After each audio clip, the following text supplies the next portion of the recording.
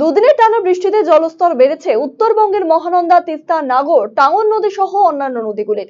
গাজলেও জল বেড়ে যাওয়ায় ফুঁসছে টাঙ্গন নদী। গাজল ব্লকের চাকনগর, সালাইডাঙ্গা, রানীগঞ্জ, বাবুপুর গ্রাম পঞ্চায়েতের বেশ কিছু এলাকা জলমগ্ন হয়ে পড়েছে।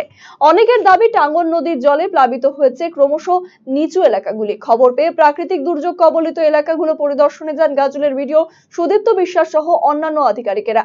রানীগঞ্জ, চাকনগর, সালাইডাঙ্গা, বাবুপুর গ্রাম পঞ্চায়েতের বিভিন্ন এলাকা পরিদর্শন করে স্থানীয় মানুষের সাথে কথা বলেন তারা।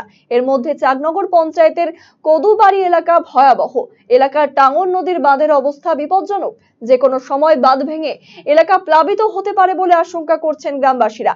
গাজলের বিডিও সুদীপ্ত বিশ্বাস এলাকা পরিদর্শন করে জানান, গোটা পরিস্থিতির ওপর নজর রাখা হচ্ছে। এ নিয়ে ঊর্ধ্বতন কর্তৃপক্ষদের সাথে কথা বলে প্রয়োজনীয় পদক্ষেপ নেওয়া হচ্ছে। মূলত আমাদের এখানে এই দুদিনের বৃষ্টিতে আমাদের যে অঞ্চলগুলো খুব অবস্থা খারাপ হয়ে যায় আর কি টাঙ্গন নদীর জন্য, রানীগঞ্জ 1, তারপরে চাকনগর, সালাইডাঙ্গা, মাজরা, আমরা টিম করে সবাই বেরিয়েছি। আমাদের টিম আমরা এসেছি চাকনগরে টাঙ্গন নদীর একটা জায়গা আছে কদুবাড়িতে একটা রাস্তাটাই বাঁধ। কয়েকটা জায়গা পরিদর্শনে এলাম, ভালো নয় অবস্থা। আমরা ইরিগেশনকে জানিয়েছি, পরিস্থিতির উপর নজর রাখছি। স্থানীয় লোকেদের সঙ্গে কথাবার্তা বললাম, দেখা যাক কী হয়।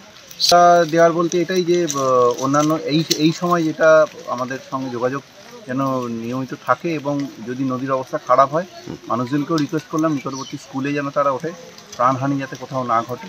আমরা প্রশাসন সবসময় তাদের পাশে আছি, সেই কথাই বলা হয়। কন্ট্রোল রুম খোলা হয়েছে, সেই কন্ট্রোল রুমে যোগাযোগ করবে। সেই নাম্বার, আমাদের বিডিও সাহেবের নাম্বার, ওদের নাম্বারও আমরা নিলাম, এক্সচেঞ্জ করলাম।